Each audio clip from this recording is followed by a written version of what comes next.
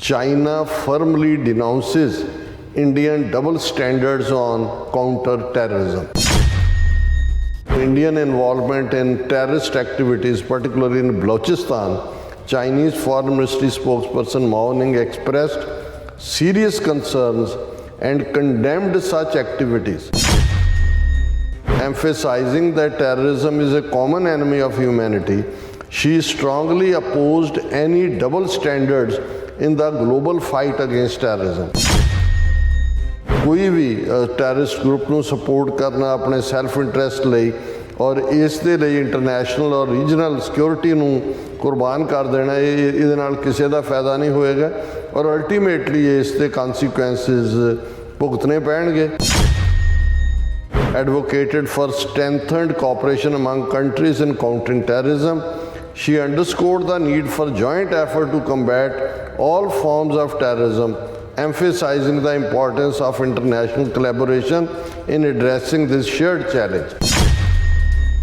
This development echoes concerns previously raised by other nations, including United States of America and Canada, regarding alleged involvement of Indian government and its intelligence agency RAW in terrorist activities beyond its borders.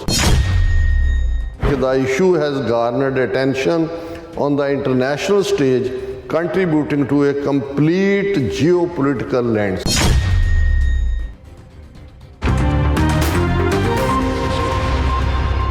ਦਰਸ਼ਕੋ break ਬਾਅਦ ਤੁਹਾਡਾ ਸਭ ਦਾ ਭਰਪੂਰ ਸਵਾਗਤ ਹੈ। ਸੋ viewers, ਦੂਸਰੇ segment ਵਿੱਚ ਆਪਾਂ ਗੱਲਬਾਤ ਕਰਾਂਗੇ ਚੀਨ ਦੇ ਵਾਲੇ ਨਾਲ ਕਿ ਚੀਨ ਦੀ ਫੋਰਨ ਮਿਨਿਸਟਰੀ ਦੀ ਸਪੋਕਸਪਰਸਨ ਮਾਓ ਨਿੰਗ ਨੇ ਭਾਰਤ ਵੱਲੋਂ ਬਾਹਰਲੇ ਮੁਲਕਾਂ ਵਿੱਚ ਕੀਤੀ ਜਾ ਰਹੀ ਸਟੇਟ ਦਹਿਸ਼ਤਗਰਦੀ ਨੂੰ ਭਾਰਤ ਦਾ ਦੋਹਰਾ ਮਾਪਦੰਡ ਜਿਹੜਾ ਯਾਨੀ ਕਿ ਡਬਲ ਸਟੈਂਡਰਡ ਦੱਸਿਆ ਹੈ। ਸੋ ਅਮਰੀਕਾ, ਕੈਨੇਡਾ ਸਮੇਤ ਫਾਈਵ ਆਈਜ਼ ਕੰਟਰੀ ਤੋਂ ਬਾਅਦ ਚੀਨ ਵੱਲੋਂ ਵੀ ਭਾਰਤ ਨੂੰ ਟ੍ਰਾਂਸਨੈਸ਼ਨਲ ਰਿਪਰੈਸ਼ਨ ਲਈ ਨਿਸ਼ਾਨੇ ਤੇ ਲਿਆ ਗਿਆ ਹੈ। ਸੋ ਇਸ ਬਾਰੇ ਆਪਾਂ ਗੱਲਬਾਤ ਕਰਨ ਜਾ ਰਹੇ ਹਾਂ। ਸੋ ਅਸੀਂ ਚਾਹਾਂਗੇ ਕਿ ਤੁਸੀਂ ਇਸ ਤਰ੍ਹਾਂ ਬਣੇ ਰਹਿਣਾ, ਦੇਖਣ ਸੁਣਨ ਲਈ ਐਂਡ ਲਿਖਣ ਲਈ ਤੁਹਾਡਾ ਸਭ ਦਾ ਬਹੁਤ ਬਹੁਤ ਧੰਨਵਾਦ ਜੀ। ਰਾਜ ਸਾਹਿਬ, ਕੀ ਵਿਚਾਰਾਂ ਨੇ? ਦੇਖੋ, ਇਸ ਵੇਲੇ ਭਾਰਤ ਦੀ ਧੌਣ ਤੇ ਗੋਡਾ ਵੀ ਰੱਖਿਆ ਹੋਇਆ ਅਮਰੀਕਾ ਨੇ ਵੀ, ਕੈਨੇਡਾ ਨੇ ਵੀ ਜਿਹੜਾ ਉਹਨੂੰ ਵਲੇਟ ਲਿਆ ਚੰਗੀ ਤਰ੍ਹਾਂ। ਔਰ ਜਦੋਂ RCMP ਨੇ ਗ੍ਰਿਫਤਾਰੀਆਂ ਕੀਤੀਆਂ ਆਉਣ ਵਾਲੇ ਹਫ਼ਤਿਆਂ 'ਚ ਔਰ ਇੰਡਾਇਕਟਮੈਂਟ ਪ੍ਰੋਪਰ ਜਾਏਗੀ ਫਿਰ ਉਵੇਂ ਹੀ ਚੀਕਾਂ ਪੈਣਗੀਆਂ ਜਿਵੇਂ 29 ਨਵੰਬਰ ਨੂੰ ਜਦੋਂ ਅਮਰੀਕਾ ਨੇ ਨਿਊਯਾਰਕ ਦੇ ਕੋਰਟ 'ਚ ਉਹਨਾਂ ਦੇ ਜਸਟਿਸ ਡਿਪਾਰਟਮੈਂਟ ਨੇ ਇੰਡਾਇਕਟਮੈਂਟ ਜਿਹੜੀ ਆ ਉਹ ਫਾਈਲ ਕੀਤੀ।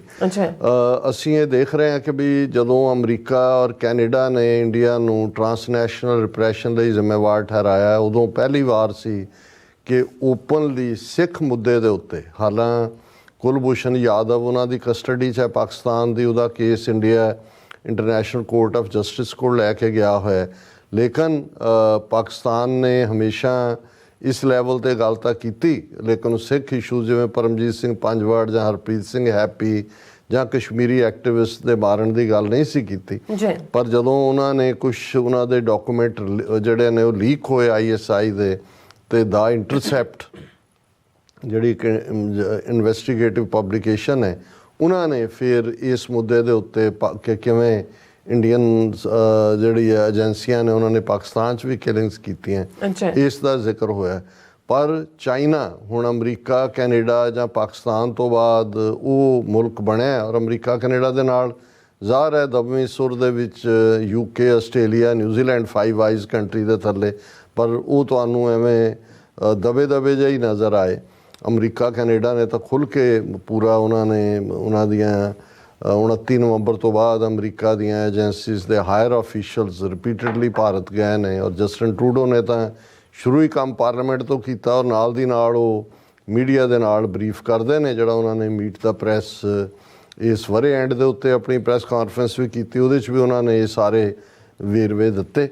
ਔਰ ਪਹਿਲਾਂ ਤਾਂ ਭਾਰਤ ਨੂੰ ਹੁਣ ਜਦੋਂ ਇਹ ਲੱਗਦਾ ਕਿ ਵੀ ਉਹ ਇਸ ਮਾਮਲੇ 'ਚ ਹੁਣ ਖੁੱਲ੍ਹ ਕੇ ਦੁਨੀਆ ਦੀਆਂ ਅੱਖਾਂ ਸਾਹਮਣੇ ਉਸ ਦਾ ਅਗਲੀ ਚਿਹਰਾ ਜਿਹੜਾ ਬੇਨਕਾਬ ਹੋ ਰਿਹਾ ਅਤੇ ਇਹਨੂੰ ਉਹ ਜਿਹੜਾ ਇਸ਼ੂ ਨੂੰ ਖੱਬੇ ਸੱਜੇ ਵੀ ਕਰਨਾ ਚਾਹੁੰਦਾ, ਜਿਵੇਂ ਅੱਜ ਇਹ ਖਬਰ ਹੈ ਇਹਨਾਂ ਦੀ ਨਿਊਜ਼ ਏਜੰਸੀ PTI ਦੀ ਕਿ ਭਾਰਤ ਜਿਹੜਾ ਹੈ ਉਹ ਮੁੰਬਈ ਟੈਰਰ ਅਟੈਕ ਲਈ ਜਿਹੜਾ 2008 'ਚ ਹੋਇਆ ਸੀ ਉਹਦਾ ਮਾਸਟਰ ਮਾਈਂਡ ਜਿਹੜਾ ਹਾਫਿਜ਼ ਸਈਦ ਉਸ ਦੀ ਐਕਸਟ੍ਰਾਡੀਸ਼ਨ ਪਾਕਿਸਤਾਨ ਤੋਂ ਮੰਗੀ ਹੈ ਕਿ ਜੀ ਸਾਨੂੰ ਉਹ ਸਾਡੇ ਹਵਾਲੇ ਕਰੋ। ਔਰ ਇਹ ਐਕਸਟਰਨਲ ਅਫੇਅਰ ਮਿਨਿਸਟਰੀ ਦਾ ਸਪੋਕਸਪਰਸਨ ਆਰਨੰਦਮ ਬਾਗਚੀ ਨੇ ਕਿਹਾ ਕਿ ਅਸੀਂ ਆਫੀਸ਼ੀਅਲ ਰਿਕੁਐਸਟ ਭੇਜੀ ਹੈ, ਡਾਕੂਮੈਂਟ ਵੀ ਭੇਜੇ ਨੇ ਕਿ ਉਹਨੂੰ ਜਿਹੜਾ ਇਸਲਾਮਾਬਾਦ ਤੋਂ ਨਾ ਅਸੀਂ ਇਸਲਾਮਾਬਾਦ ਇਹ ਸਾਰਾ ਭੇਜਿਆ ਕਿ ਉਹਨੂੰ ਪਾਕਿਸਤਾਨ ਤੋਂ ਜਿਹੜਾ ਸਾਡੇ ਇੱਥੇ ਉਸ ਨੂੰ ਐਕਸਟ੍ਰਾਡਾਈਟ ਕੀਤਾ ਜਾਏ। ਇਹ ਵੀ ਅਸੀਂ ਸਮਝਦੇ ਹਾਂ ਵੀ ਜਿੱਥੇ ਹੁਣ ਖੁਦ ਭਾਰਤ ਇੱਕ ਦਹਿਸ਼ਤਗਰਦ ਸਟੇਟ ਵਜੋਂ ਉਸ ਦਾ ਉਭਾਰ ਹੋਇਆ, ਉਹਦਾ ਇਸ ਸਟੇਜ ਦੇ ਉੱਤੇ 2008 ਤੋਂ ਬਾਅਦ ਅਸੀਂ ਦੇਖ ਰਹੇ ਹਾਂ ਕਿ 13 ਸਾਲਾਂ ਬਾਅਦ ਅਗੇਨ ਇਸ ਕਿਸਮ ਦੀ ਮੰਗ, ਇਹ ਵੀ ਉਹਨੂੰ ਜਿਹਨੂੰ ਕਹਿੰਦੇ ਨੇ ਕਿ ਭਾਈ ਕਿਸੇ ਗੱਲ ਨੂੰ ਉਲਝਾਉਣ ਦੀ ਹੈ। ਲੇਕਿਨ ਜਿਹੜੀ ਅੱਜ ਸਟੇਟਮੈਂਟ ਔਰ ਖ਼ਾਸ ਤੌਰ 'ਤੇ ਵੀ ਨਿਊਜ਼ ਨੇ ਕੈਰੀ ਕੀਤੀ, ਉਹਦਾ ਹੈਡਲਾਈਨ ਇਹ ਹੈ, China formally denounces Indian double standards on counter terrorism. ਹੁਣ ਕਿਉਂਕਿ ਭਾਰਤ ਸਭ ਤੋਂ ਜ਼ਿਆਦਾ ਰੌਲਾ ਜਿਹੜਾ ਹੈ UN ਦੇ ਫੋਰਮ ਤੇ ਵੀ ਪਾਉਂਦਾ ਹੈ, ਇੱਕ ਤਾਂ ਟੈਰਰਿਜ਼ਮ ਹੈ ਜੀ, ਕਾਊਂਟਰ ਟੈਰਰਿਜ਼ਮ ਕਿ ਜੀ ਇਹ ਅਸੀਂ ਕਾਊਂਟਰ ਟੈਰਰਿਜ਼ਮ ਦੇ ਲਈ ਮਿਲ ਕੇ ਕਰੀਏ। ਕਿੰਨੇ ਮਤੇ UN ਸਿਕਿਉਰਿਟੀ ਕੌਂਸਲ 'ਚ ਮੋਦੀ ਤੋਂ ਲੈ ਕੇ ਜਿੰਨੇ ਬੋਲਦੇ ਨੇ ਟੈਰਰਿਜ਼ਮ, ਪਰ ਕਿਸ ਲੈਵਲ 'ਤੇ ਜਾ ਕੇ ਖੁਦ ਟੈਰਰਿਜ਼ਮ ਦੀ ਐਕਟੀਵਿਟੀ ਕਰ ਰਿਹਾ। ਕਿਉਂਕਿ ਇਸ ਗੱਲ ਦਾ ਧਿਆਨ ਰਹੇ ਕਿ ਪਾਕਿਸਤਾਨ ਦੇ ਅੰਦਰ ਤਾਂ ਇੰਡੀਅਨ ਏਜੰਸੀਆਂ ਲੰਮੇ ਵਕਤ ਤੋਂ ਟੈਰਰਿਜ਼ਮ ਕਰ ਰਹੀਆਂ ਨੇ, ਇਕੱਲਾ ਇਹੀ ਨਹੀਂ ਕਿ ਉਹ ਅਫਗਾਨਿਸਤਾਨ ਜਾਂ ਤਾਲਿਬਾਨ ਦੇ ਹਵਾਲੇ ਨਾਲ, ਪਰ ਗਵਾਦਰ ਪੋਰਟ ਜਿਹੜੀ ਗਵਾਦਰ ਪੋਰਟ ਕਰੂਸ਼ਲ ਹੈ ਚਾਈਨਾ ਲਈ, one belt one road initiative ਲਈ 70-80 billion dollar Pakistan China Pakistan economical corridor ਲਈ ਨੇ। ਔਰ ਉੱਥੇ ਕਦੇ ਚਾਈਨੀਜ਼ ਇੰਜੀਨੀਅਰ ਮਾਰਤ, ਕਿਉਂਕਿ ਉਹਦੇ 'ਚ ਕੰਸਟਰਕਸ਼ਨ ਵਰਕ ਜਾਂ ਦੂਜਾ ਕਾਫੀ ਕੁਛ ਲੰਬਾ ਚੌੜਾ ਚੱਲ ਰਿਹਾ, ਉਹਦੇ ਚਾਈਨੀਜ਼ ਇਨਵੋਲਵ ਹੁੰਦੇ ਨੇ। ਔਰ ਬਲੋਚਿਸਤਾਨ ਜਿੱਥੇ ਇਹਨਾਂ ਨੇ ਖੁਦ ਹੀ ਟਰਬਲ ਖੜੀ ਕੀਤੀ ਹੋਈ, ਔਰ ਮੋਦੀ ਨੇ ਈਵਨ ਆਪਣੀ ਇੱਕ 15 ਅਗਸਤ ਦੀ ਤਕਰੀਰ 'ਚ ਬਲੋਚਿਸਤਾਨ ਦੀ ਸਟਰਗਲ ਦੀ ਹਮਾਇਤ ਕੀਤੀ ਸੀ। ਸੋ ਜ਼ਾਹਰ ਹੈ ਉਹਨਾਂ ਨੂੰ ਇਹ ਫੀਡ ਕਰਦੇ ਨੇ ਵੈਪਨ ਵੀ, ਮਨੀ ਵੀ, ਔਰ ਇਹਨਾਂ ਦੇ ਟ੍ਰੇਨਡ ਗੁਰਿਲੇ ਵੀ, ਔਰ ਪਨਾਹਗਾਹਾਂ ਵੀ ਇਹਨਾਂ ਨੇ ਦਿੱਤੀਆਂ ਹੋਈਆਂ ਨੇ। ਔਰ ਚਾਈਨਾ ਇਸ ਤੋਂ ਖਫਾ ਹੈ ਕਿਉਂਕਿ ਚਾਈਨਾ ਦੇ ਲਈ ਬੜਾ ਕਰੂਸ਼ਲ ਹੈ ਉਹ ਸਾਰਿਆਂ ਨੂੰ। ਸੋ ਹਵਾਲੇ ਤਾਂ ਬਲੋਚਿਸਤਾਨ ਦੇ ਹੋਈ ਗੱਲ, ਲੇਕਿਨ ਉਹਨਾਂ ਨੇ ਕਿਹਾ ਜੀ ਇੰਡੀਆ ਦੇ ਡਬਲ ਸਟੈਂਡਰਡ ਨੇ। ਔਰ ਉਹਨਾਂ ਦੀ ਐਕਸਟਰਨਲ ਅਫੇਅਰਸ ਮਿਨਿਸਟਰੀ ਦੀ ਸਪੋਕਸਪਰਸਨ ਹੈ ਮਾਓ ਨਿੰਗ। ਔਰ ਇਹ ਖਬਰ ਹੈ ਕਿ ਭਾਈ ਜਦੋਂ ਉਹਨੇ ਮਾਓ ਨਿੰਗ ਨੇ ਇਹ ਕੀਤਾ, ਉਹਨਾਂ ਨੂੰ Indian involvement in terrorist activities particularly in Balochistan, Chinese Foreign Ministry spokesperson Mao Ning expressed serious concerns and condemned such activities, emphasizing that terrorism is a common enemy of humanity. She strongly opposed any double standards in the global fight against terrorism. ਕਿ ਇੱਕ ਪਾਸੇ ਕਹਿੰਦੇ ਤੁਸੀਂ ਕੁਛ ਹੋ, ਕਰ ਕੁਛ ਰਹੇ ਹੋ, ਵੀ ਇਹ ਕੰਡੈਮਨੇਬਲ ਹੈ।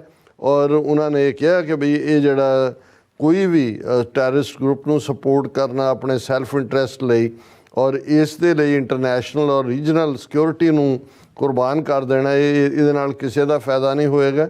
ਔਰ ਅਲਟੀਮੇਟਲੀ ਇਸ ਦੇ ਕਨਸੀਕੁਐਂਸਿਸ ਭੁਗਤਣੇ ਪੈਣਗੇ। ਔਰ ਜਿਹੜੇ ਇਸ ਕਿਸਮ ਦੀ ਕਾਰਵਾਈ ਕਰ ਰਹੇ ਨੇ would face a strict response। ਔਰ ਫਿਰ ਉਹਨਾਂ ਨੇ ਚਾਈਨਾ ਦੇ ਜਿਹੜਾ ਕੰਸਰਨ ਉਹਨੂੰ ਹਾਈਲਾਈਟ ਕਰਦੇ ਆ, ਮਾਓ ਨਿੰਗ ਨੇ ਕਿਹਾ advocated for strengthened cooperation among countries in countering terrorism. She underscored the need for joint effort to combat all forms of terrorism, emphasizing the importance of international collaboration in addressing this shared challenge.